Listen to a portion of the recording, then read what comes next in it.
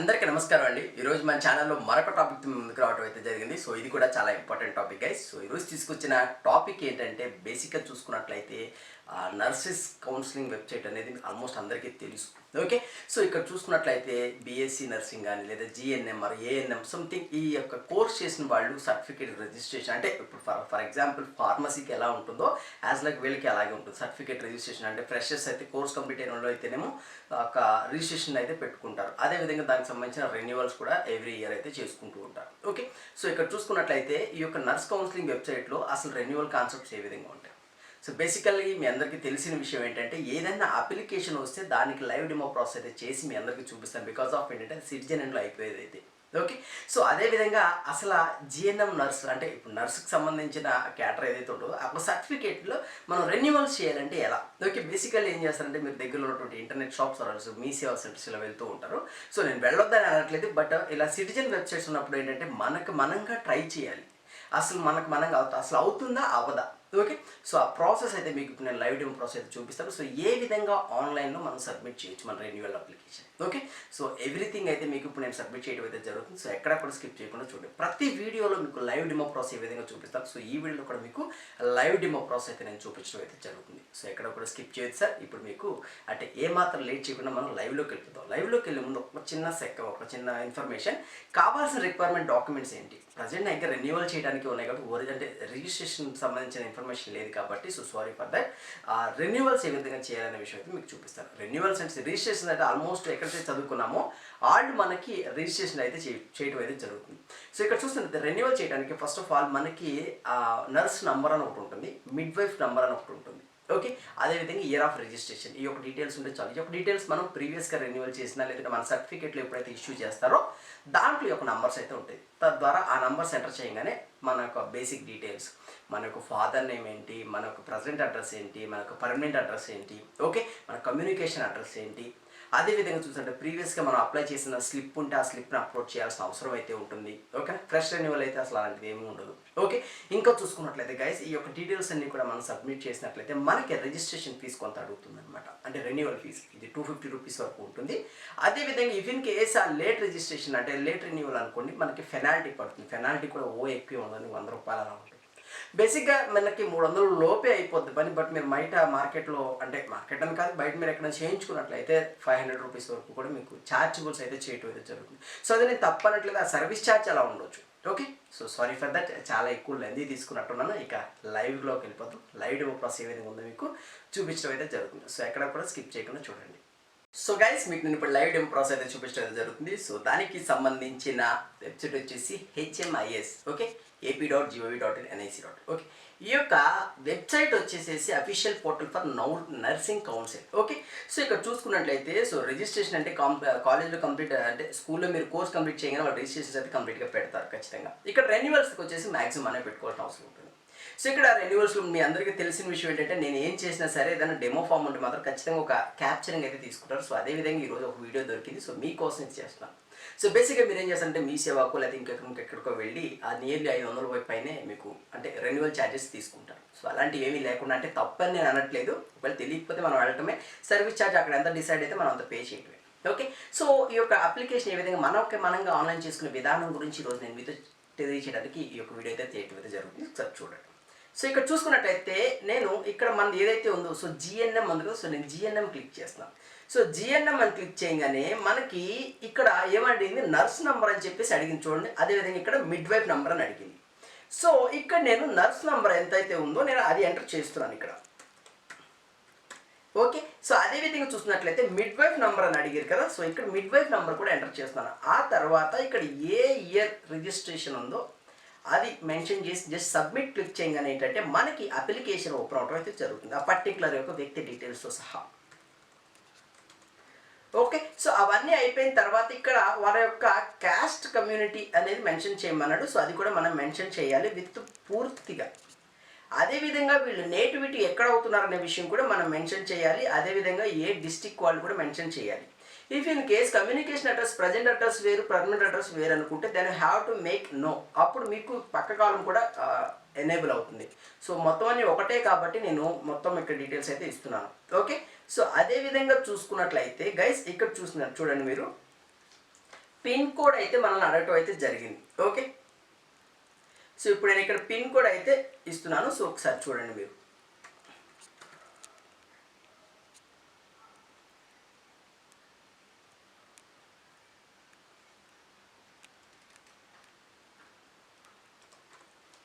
So అదేవిధంగా guys ఇక్కడ చూడండి, ప్రీవియస్గా మీరు ఎనేబుల్ అంటే ప్రీవియస్గా మీరు రెన్యువల్ అయ్యారా అని చెప్పేసి అడిగారు. అక్కడ ఎస్ అని క్లిక్ చేసినట్లయితే మనకి ఇవి రెండు డెవలప్ అవుతాయి, అంటే మనకి డామినేటెడ్ కనిపిస్తాయి.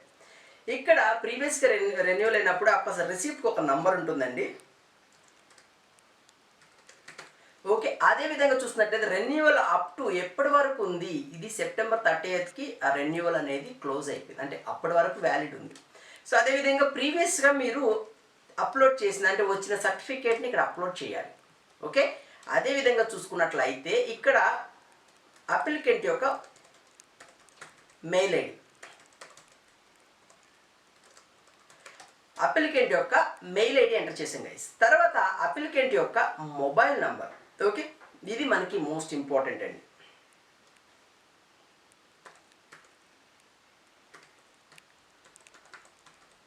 ఓకే, అదేవిధంగా చూసుకున్నట్లయితే అప్లికెంట్ యొక్క ఆధార్ నంబర్, మీరు ఏది ఎంటర్ చేసినా 1కి 2 సార్లు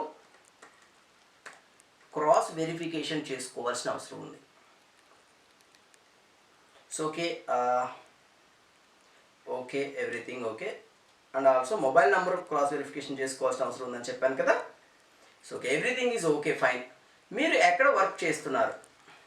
ఓకే, ఇండియా అని ఆటోమేటిక్గా వచ్చింది. సో ప్రజెంట్ వర్కింగ్లో ఉన్నారా లేదా? సో నాట్ వర్కింగ్ అని పెట్టేసిన, నో ప్రాబ్లం. ఓకే, సో అదేవిధంగా ఇక్కడ సబ్మిట్ మనం క్లిక్ చేసినట్లయితే ఈ యొక్క అప్లికేషన్ అయితే మనకి రీడైరెక్ట్ అవటం అయితే జరుగుతుంది. సో చూడండి, చూసినట్లయితే మనకి ఒక స్లిప్ కూడా జనరేట్ అవుతుంది ఈ యొక్క అప్లికేషన్ ఏదైతే ఉందో. ఓకే, అదేవిధంగా ఇక్కడ పేమెంట్ గేట్వే అనేది మోస్ట్ ఇంపార్టెంట్ అండి. సో చాలా మందికి తెలియని విషయం, ఇక్కడ వరకు ఆల్మోస్ట్ తెలుసు. తర్వాత పేమెంట్ ఇంటిగ్రేట్ చేసేటప్పుడు మనం దేనికి పేమెంట్ చేయాలి అనే విషయం అయితే ఎవరికీ తెలియదు. ఓకే, సో అది మీకు ఇప్పుడు నేను చూపించడం అయితే జరుగుతుంది. సో ఈ విధంగా వచ్చాక మనం ట్రైనింగ్ కోర్స్ కంప్లీట్ ఎక్కడ చేసాం? Teams school of nursing and Vijayawada. మీరు పేమెంట్ చేయాల్సిన ఫీజు ఇదిగోండి. ఓకే, సో ఇక్కడ చూసుకున్నట్లయితే చూడండి, పే ఆన్లైన్. ఇది ఒకసారి మనం ప్రింట్ తీసుకుందాం, ఎందుకంటే మనకి ఫ్యూచర్ రిఫరెన్స్కి ఉపయోగపడుతుంది. ఓకే, అదేవిధంగా పే ఆన్లైన్ ఉంది కదా. సో పే ఆన్లైన్ నేను క్లిక్ చేసినట్లయితే ఇది ఎస్బీఐ మాత్రమే అమౌంట్ కలెక్ట్ చేస్తున్నాడు ఎస్బీఐ దగ్గర నుంచి. సో ఖచ్చితంగా మన దగ్గర ఎస్బీఐ నెట్ బ్యాంకింగ్ అయితే ఉండాల్సిన అవసరం ఉంది. సో ఇక్కడ చూసినట్లయితే మీరు దేనికి డీడీ తీయాలనుకుంటారు? ఆంధ్రప్రదేశ్లో ఉన్నటువంటి బయటికి నేను ఎడ్యుకేషనల్ ఇన్స్టిట్యూట్స్కి తీయాలి. చాలామంది హాస్పిటల్స్ కొడుతుంటారు. సో ఎడ్యుకేషనల్ ఇన్స్టిట్యూట్స్ క్లిక్ చేసినట్లయితే జస్ట్ గో అని మనం క్లిక్ చేయగానే ఇక్కడ ఎడ్యుకేషనల్ ఇన్స్టిట్యూట్స్ లాట్ ఆఫ్ వస్తాయి. జస్ట్ మీరు ఏం చేస్తారంటే నర్సింగ్ అనుకోండి, AP nurse and midwives council, ఇది మనం క్లిక్ చేస్తాం. జస్ట్ సబ్మిట్ క్లిక్ చేయగానే మనకి పేమెంట్ కేటగిరీ అడుగుతుంది. సో మన ఫీ కట్టాలని చెప్పేసి క్లిక్ చేయగానే ఇక్కడ చూడండి, ఆన్లైన్ రిసిప్ట్ నంబర్. ఓకే, మనకు ఆన్లైన్ రిసిప్ట్ నెంబర్ అడిగారు కాబట్టి ఈ యొక్క ఆన్లైన్ రిసిప్ట్ నెంబర్ మీకు నేను చూపిస్తాను. సో ఎవ్రీథింగ్ అయితే మాత్రం మీరు ఖచ్చితంగా క్లిక్ చేయాల్సిన అవసరం ఉందండి. ఇక్కడ చూడండి, ఆన్లైన్ రిసిప్ట్ నెంబర్ ఇదిగోండి ఇది. ఓకే, ఈ యొక్క నెంబర్ ఏదైతే నేను చెప్పాను కదా, ఎవ్రీథింగ్ అయితే మనం సేవ్ చేసుకోవాల్సిన అవసరం ఉంది. ఓకే, సో తర్వాత అప్లికెంట్ యొక్క పేరు, యాజ్ పర్ ద సర్టిఫికేట్ ఇవ్వండి. ఓకే, తర్వాత అమౌంట్ ఎంత పే చేయాలి అక్కడ ఆల్రెడీ ఇచ్చారు కదా అది. ఇక్కడ రెన్యువల్ అంటే మనం ఏ పర్పస్ మీద మనం ఇది మనకి ఇది చేస్తున్నాం అనే విషయం. Okay, renewal certificate. Okay, so remark అనేది ఇచ్చేసిన తర్వాత ఇక్కడ నేమ్ మళ్ళీ అడిగింది. సేమ్ ఇక్కడ ఉన్నటువంటి నేమే మనం ఇక్కడ ఇద్దాం. అదేవిధంగా కార్పొరేట్లో మీది ఏ డేట్ ఆఫ్ బర్త్ ఉందని అడిగాడు. ఓకే, సో ఆ డేట్ ఆఫ్ బర్త్ కూడా మనం మెన్షన్ చేయాల్సిన అవసరం అయితే ఉందండి.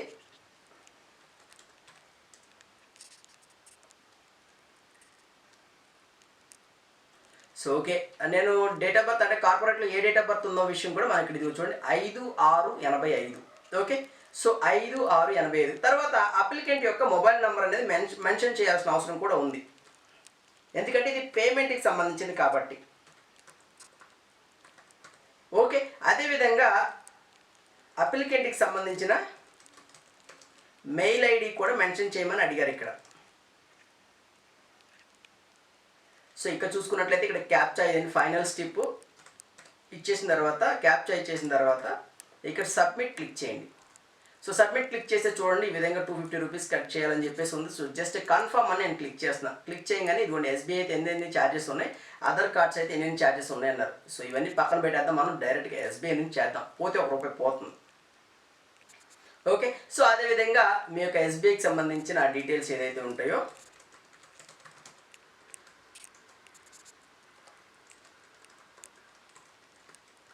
సో ఓకే, ఎస్బీఐ డీటెయిల్స్ ఇచ్చేసిన తర్వాత జస్ట్ లాగిన్ క్లిక్ చేసినట్లయితే మీకు ఇక్కడ డీటెయిల్స్ అయితే అడగటం అయితే జరుగుతుంది. So just with training charges ఎంత అంటే మీకు ట్యాక్సెస్ అన్నిటికి పోగా మీకు 250 అనగా 261.80 వరకు పడింది. జస్ట్ ఇక్కడ మనం కన్ఫర్మ్ క్లిక్ చేయగానే మన రిజిస్టర్ మొబైల్ నెంబర్కి ఒక ఓటీపీ అయితే రావడం అయితే జరుగుతుంది. ఓటీపీ ఇక్కడ ఎంటర్ చేయాలి గైస్ మనం. సో నేను ఆ ఓటీపీ కోసం వెయిట్ చేస్తున్నాను. నేను రిసీవ్ చేసుకున్నానండి.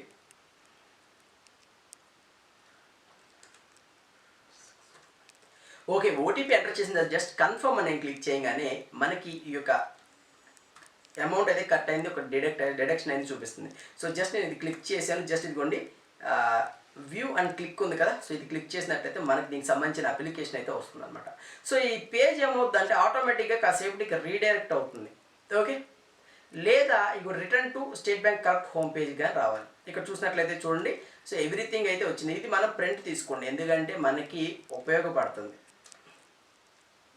ఓకే, పేమెంట్ అయిపోయింది. సో ఇక్కడ ఏమని అడిగాడు, so return to correct.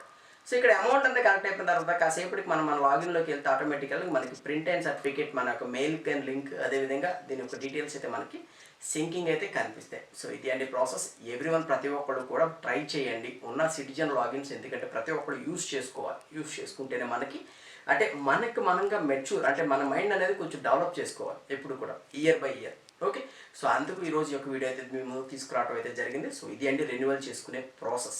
Okay, ఈ రెన్యువల్ చేసుకునే ప్రాసెస్లో చెప్పాను కదా, ఇక్కడ చూడండి మీకు అమౌంట్ విల్ బి డిడక్టెడ్ అంటే రెన్యువల్ సర్టిఫికేట్ అని పెట్టాం రిమార్క్. అదేమిటి చూడండి, రిటర్న్ టు ఇక్కడ ఏముంది బ్యాంక్ కలెక్ట్ హోమ్ పేజ్ అని కదా. సో ఇది మనం క్లిక్ చేసినట్టయితే మళ్ళీ ఫస్ట్కి వచ్చేసింది. ఓకే, సో ఇక మనం పేమెంట్ అయితే చేయాల్సిన అవసరం అయితే లేదు. సో మళ్ళీ మనం మన యొక్క లాగిన్ ఏదైతే ఉందో, ఓకేనా, ఈ యొక్క లాగిన్కి వచ్చేసినట్లయితే రెన్యువల్ స్టేటస్ అని ఉంటుంది. ఇది మీరు క్లిక్ చేసినట్లయితే ఆన్లైన్ రిసిప్ట్ నంబర్. ఈ యొక్క ఆన్లైన్ రిసిప్ట్ నెంబర్ ఎక్కడ ఉంటుంది, మీకు ఆల్రెడీ నేను చెప్పాను కదా, ఇది. ఈ యొక్క రెన్యువల్ రిసిప్ట్ నెంబర్ మనం ఇక్కడ క్లిక్ చేసినట్లయితే ఓకే, కాపీ పేస్ట్ చేయండి. జస్ట్ సబ్మిట్ క్లిక్ చేసినట్లయితే మనకి invalid entry, so something there is an issue. Okay, maybe ఇది ఇంకా ఇక్కడ చూసినట్లయితే అంటే కొంత టైం చూసుకుని మీరు మళ్ళీ ఆన్లైన్ ఒకసారి వెరిఫై అంటే మీకు ఎలా చెప్పాలి, కొంతసేపు అయినాక స్టేటస్ అయితే ఇక్కడ చెక్ చేసుకుంటే మీకు సర్టిఫికేట్ ఓపెన్ అయితే ఇక్కడ మనకి కింద కాలం వస్తుంది, డౌన్లోడ్ చేసుకోవచ్చు. Okay, so anyways thank you. If in case మీకు ఏదైనా అర్థం కాకపోతే కామెంట్ చేయండి, కుదిరితే లైక్ చేయండి, నచ్చితే షేర్ చేయండి. Thank you very much.